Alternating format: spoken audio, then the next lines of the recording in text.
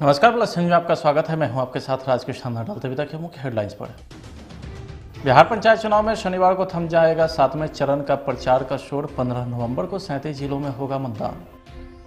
बिहार में डूबने से 35 लोगों की मौत, महापर्व की खुशी मातम में बदली।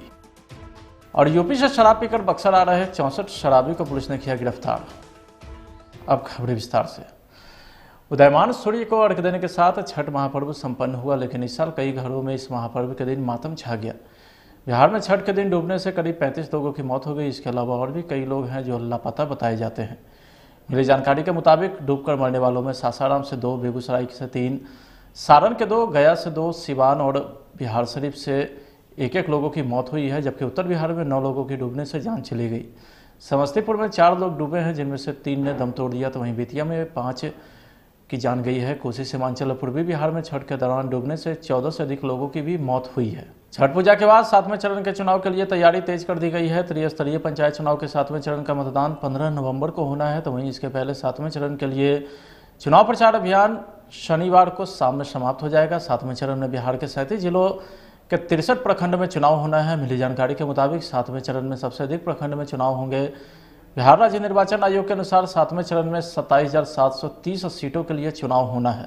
समस्तीपुर में एक युवक की संदिग्ध परिस्थिति में मौत हो गई है। शंका जताई जा रही है कि युवक की मौत जहरीली शराब पीने से हुई है। 10 नवंबर को दोस्तों के साथ शराब पीने की बात सामने आ रही थी। यह घटना सरायरंजन के नरघोगी खैरबन टोला की है, जिसके बाद राजद के प्रधान महासचिव आलोक मेहता ने बताया कि राजद की टीम अलग अलग जिलों में जा रही है और मामले का संज्ञान लेने के बाद सरकार से सवाल करेगी कि शराब आने का जो सोर्स है उसके बारे में नहीं सोचकर शराब पीने वालों को पकड़ने से क्या होगा। ज्यादा जानकारी के लिए हम चलते हैं राजद के प्रधान महासचिव आलोक मेहता जी के पास। हेलो जी, आलोक मेहता जी, आप ये बताइए कि आजकल बिहार में जो जहरीली शराब से लगातार जो मौत का सिलसिला है वो लगातार जारी है। समस्तीपुर के सरायरंजन में भी एक युवक की मौत की खबर आई है, तो ऐसे में तेजस्वी यादव ने कहा है कि राजद की एक टीम बनाई जा रही है जो दौरा करेगी, जिसमें भी शराब से मरे लोग हैं उनके इलाकों में जाकर। हाँ, तेजस्वी यादव जी ने सही कहा कि राष्ट्रीय जनता दल इन मुद्दों पर काफी संवेदनशील है और सरकार की विफल शराब नीति जो शराबबंदी है वह उसका आईना है। सरायरंजन हो या कटोरी प्रखंड के अंदर हो या मतलब मुरवा प्रखंड के अंदर हो, लगभग 9 लोगों की मृत्यु हुई है शराब, जहरीली शराब पीने से। और उसी तरह से गोपालगंज में 22 लोग हैं, करीब 17 लोग पश्चिमी चंपारण में हैं, 15 लोग मुजफ्फरपुर में हैं। तो यह दिखलाता है कि कितनी सफल है शराबबंदी बिहार के अंदर। तो ये जो राजद की टीम जी बोलिए। तो राष्ट्रीय जनता दल ने अलग अलग जिलों के लिए अलग अलग टीम बनाई है। गोपालगंज आज रवाना हो चुकी टीम। आज सुखचंद्र जी के नेतृत्व, चंद्रराम जी माननीय पूर्व मंत्री के नेतृत्व में गोपालगंज और डॉक्टर रामानुज माननीय विधायक सोनपुर के नेतृत्व में समस्तीपुर के लिए कल टीम जाएगी। उसी तरह मुजफ्फरपुर में भाई वीरेंद्र जी मुख्य प्रवक्ता और माननीय विधायक के नेतृत्व में टीम जाएगी। और उसी तरह से बेतिया में जो पश्चिमी चंपारण है वहाँ पे अनिल सहनी जी पूर्व सांसद और वर्तमान विधायक, उनके नेतृत्व में टीम जा रही है परसों। तो इस तरह से सभी जगहों पर राष्ट्रीय जनता दल की टीम ऑब्जर्वेशन ग्रुप जा रहा है और वहाँ की जो फैक्ट है उसको ऑब्जर्व करेगा, जो वहाँ की समस्याओं को सुनेगा और उनसे मिलेगा, उनके परिजनों से मिलकर और उनके प्रति अपनी संवेदनशीलता और सद्भावना। क्या लगता है इन मौत के पीछे किनका हाथ हो सकता है? सत्ता पक्ष के लोग बोलते हैं कि चुनाव में हार की वजह से विपक्षी पार्टी ऐसा कर रही है। ऐसा आप लोग को लगता है क्या? आप नजर उठा के देखें तो मैंने जब ये जिम्मेवारी सरकार की है, यदि कोई गलती से होगा भी तो उसको सजा देने, उसको रोकने से कोई मना नहीं कर रहा है। लेकिन मैं कहता हूं कि ये माफिया और शराब माफिया का प्रमोशन और शराब का विस्तार अवैध रूप से बिना सरकार के संज्ञान में कैसे नहीं है और इस पर प्रत्यारोप लगाने का जो एक आदत बनी हुई है। ऐसा लगता है कि शराबबंदी जो है वो सब विपक्ष के भरोसे ही किए थे क्या? ये तो सत्ता पक्ष के, ये तो जो प्रशासन का काम है, ये सत्ता में जो बैठे हुए उनकी जिम्मेवारी है, और जिम्मेवारी से भागना चाहते हैं, जवाब नहीं देना चाहते हैं, जवाब उनके पास नहीं है, इसलिए कि आप विफल है। तो फिर अभी सर अगर हम बात करें प्रशासन की, तो वो आनंद फानंद में अब ऐसे लोगों को पकड़ रही है जो शराब पीते हैं। तो शराब पीने वाले तकरीबन 300 लोगों को पुलिस ने पकड़ा है। शराब कहाँ से आती है, यह सोर्स पॉइंट जो है उसको पहले पकड़ने की जरूरत थी और उस पर कार्रवाई करने की जरूरत थी।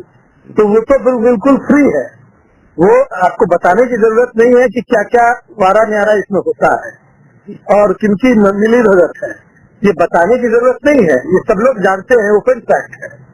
तो फिर अब अंधेरे में मतलब अब तो जड़ पकड़ना चाहिए तो कुंजी पकड़ रहे हैं। हमें उससे कोई एतराज नहीं, जो शराब पीते हैं, शराबबंदी है, उन पर जो होनी चाहिए कार्रवाई हो रही है, ठीक है। लेकिन जहाँ से शराब आता है, अवैध शराब जहाँ बनता है, और जहाँ जहरीले जब शराबबंदी नहीं थी तो एक मानक हुआ करता था, उस मानक के तहत शराब ऑफिशियली आता था, सब जगह टेस्ट होकर तो जनता के बीच जाता था। जी सही बात बोला आपने। हमसे जुड़ने के लिए आलोक मेहता जी आपका बहुत बहुत धन्यवाद। हम वापस ज्यादा जानकारी के लिए फिर से आपके पास आएंगे। धन्यवाद।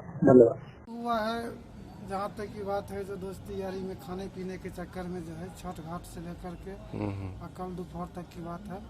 कल दोपहर से अपना बच्चा आया घर पे, बाइक से स्टार्ट कर पाया, घर पे सो गया, उल्टी पुल्टी किया, घर का गार्जियन ध्यान नहीं दिया, शाम में दलसिंह सराय ले गए हॉस्पिटल, वहाँ 2-4 घंटा इलाज चला, उसके बाद नहीं। क्या हुआ था जो इलाज करवाए? मतलब यही दारू पीने के बाद जो है सो, यानी जहरीली शराब की हाँ, मामला। जहरीली शराब पिया, उसके बाद जो है सो मुंह से बदबू आने लगा, उल्टी होने लगा, घर का आदमी ध्यान नहीं दिया। उसके बाद जो है सो शाम हुआ तो ले गया दलसिंह सराय 4-5 घंटा इलाज चला। उसके बाद वहाँ नहीं संभल पाया तो लाया समस्तीपुर लाने के बाद नारायणा हॉस्पिटल भर्ती नहीं लिया, दूसरा हॉस्पिटल ले गए। वहाँ जाते जाते हम गए, देखे 5 मिनट में बच्चा हमको। क्या नाम हुआ आपका? मेरा नाम हरि किशन दास हुआ। अच्छा, कहाँ के रहने वाले हैं? हम रहमपुर उदौली के रहने वाले हैं। मृतक कौन है? मृतक मेरा साला हुआ चंदन कुमार। शराबबंदी वाले बिहार में जहरीली शराब के कारण हुई मौतों के बाद पूरे देश में किरकिरी हो रही है। बिहार के मुख्यमंत्री के द्वारा जारी फरमान के उपरांत बक्सर एसपी नीरज सिंह के निर्देश पर नगर थाने की पुलिस और उत्पाद विभाग ने महज 3 घंटे की संयुक्त कार्रवाई में लगभग सैकड़ों शराबियों को पकड़ा है, जो शराबबंदी के बाद अब तक की सबसे बड़ी कार्रवाई है। उत्तर प्रदेश से शराब का सेवन कर बक्सर के सीमा में प्रवेश करने के दौरान वीरकुंवर सिंह सेतु पर मौजूद अधिकारी के द्वारा स्पेशल शराबी पकड़ो अभियान के तहत लगभग 100 लोगों को गिरफ्तार किया गया है। फिर से उतना पकड़ा गया है।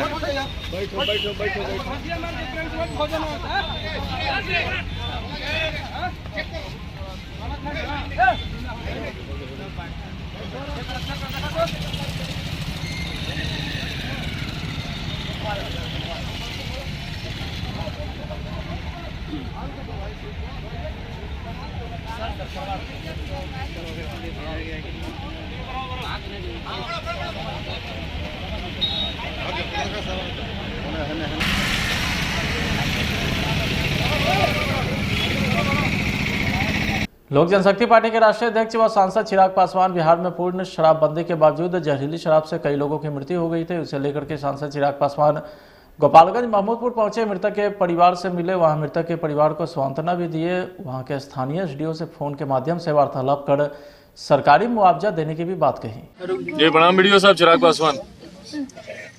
अच्छा, हम यहाँ पे आए हुए थे भाई, इन लोगों को कुछ मुआवजा वगैरह आप लोग देंगे नहीं देंगे? क्या क्या क्या सोच रहे हैं आप लोग करने का?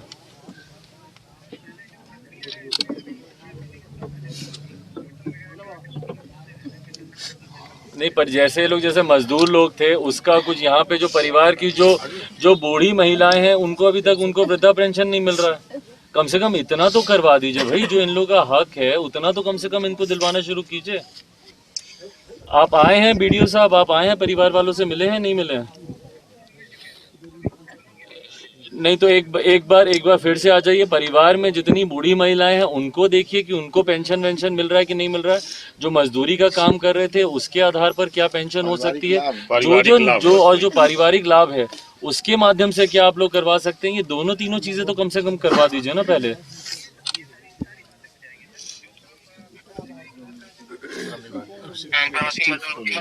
क्या चीज क्या श्रम विभाग के द्वारा हाँ जो मजदूर होते हैं उनको भी लाभ दिया जाता है सर। हाँ वही तो हम कह रहे हैं कि ये सब जो लाभ दिया जाता है वो तो कम से कम दिलवाइए ना। जी सर। एक बार आ जाइए बीडीओ साहब, आइए परिवार से एक बार आके मिलिए, परिवार में देखिए कि किसको क्या क्या उचित लाभ मिल सकता है सरकारी योजनाओं के तहत। कम से कम वो सारे लाभ दिलवाना शुरू कर दीजिए। ठीक है, एक बार आ जाइए, मिलिए परिवार से कल। हेलो, ठीक है बेटा। बिहार के सहरसा से बड़ी खबर है, जहां लोक आस्था का महापर्व छठ पूजा के अवसर पर ऑर्केस्ट्रा का आयोजन किया गया था। इस दौरान देर रात बारबलाओं ने फिल्मी गानों के नृत्य संगीत पर जमकर ठुमके लगाए। तो वहीं नाच गाना डांस के बीच मौजूद युवक के द्वारा हथियार लहराते हुए जमकर फायरिंग भी की गई। मामला सहरसा जिले के बैजनाथपुर पुलिस शिविर क्षेत्र के गम्हरिया गाँव का है। तो वहीं पुरानी वाकया नाच गाने और हथियार लहराने का वीडियो तेजी से वायरल हो रहा है।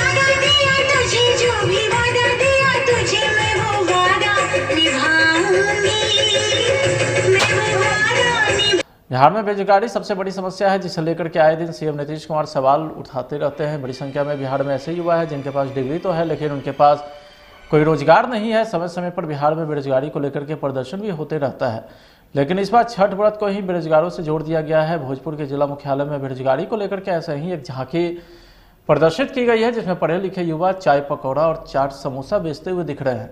बिहार की सच्चाई को बयां करते हुए यह तस्वीर इतनी पसंद किया गया है कि खुद नेता प्रतिपक्ष तेजस्वी यादव ने भी इसे अपने ट्विटर हैंडल पर शेयर किया। औरंगाबाद उत्पाद विभाग की टीम ने गुप्त सूचना के आधार पर रामा बांध बस स्टैंड के समीप छापेमारी करके एक शराब से भरी वाहन को जब्त किया है। चेकपोस्ट के समीप वाहन जांच अभियान भी चलाया गया। इस अभियान के क्रम में एक वाहन को जब रुकवाकर जांच की गई तो पिछले हिस्से में कुछ पेड़ के पत्तों से भरी बोरी रखा हुआ था। जब उसके अंदर देखा तो पूरा का पूरा वाहन शराब कार्टून से भरा हुआ था, जिसके बाद पुलिस ने गाड़ी को जब्त कर थाने ले आई। के सहयोग से रामाबंद बस स्टैंड से थोड़ा के पास में एक अवैध विदेशी शराब से लदा हुआ एक ट्रक पकड़ा गया, जिसपे से चालक को भी गिरफ्तार किया गया। ट्रक पे बरामद शराब की गिनती अभी जारी है। अभी प्रारंभिक अनुमान के अनुसार लगभग 400 पेटी है, जिसमें लगभग 3600 लीटर अवैध विदेशी शराब है। कहाँ से कहाँ जा रहा था अभी पूछताछ जारी है, लेकिन बातचीत से ये पता चला है कि ये पटना या मुजफ्फरपुर है। गिरफ्तारी भी है, यहाँ एक चालक गिरफ्तार है। छठ महापर्व संपन्न होने के साथ ही पटना में प्रतिमा का विसर्जन शुरू हो गया है। आपको बता दें कि काली जी और छठ पर्व के मौके पर जितने भी मूर्ति बैठते हैं उनका लगातार विसर्जन किया जा रहा है। इसी दौरान पटना सिटी में भी आप तस्वीरों के माध्यम से देख सकते हैं कि काली मां का प्रतिमा विसर्जन किया जा रहा है, जहां पटना सिटी के डंका इमली गोलंबर और भद्रघाट के काली जी का खोइचा मिलन समारोह हुआ है। इसमें पंचायती राज मंत्री सम्राट चौधरी भी शामिल हुए हैं। इसके बावजूद लगातार प्रतिमा का विसर्जन जारी है।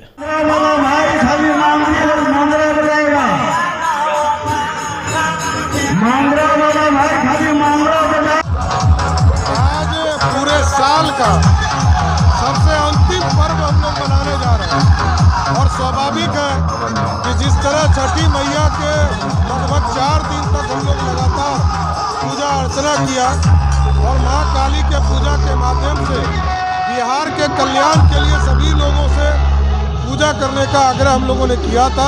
बिहार समृद्ध हो, आगे विकसित हो और जिस तरह कोरोना से हम लोग बाहर निकले वो सभी लोगों के आशीर्वाद से ही बिहार अब आगे बढ़ने का काम करेगा। इसलिए मेरी पूरी शुभकामना है कि सबका विकास होगा, सब समृद्ध होंगे और बिहार आगे और बढ़ने वाला है। फिलहाल आज के खबर में इतना ही। अब देखते रहिए प्लस न्यूज। नमस्कार।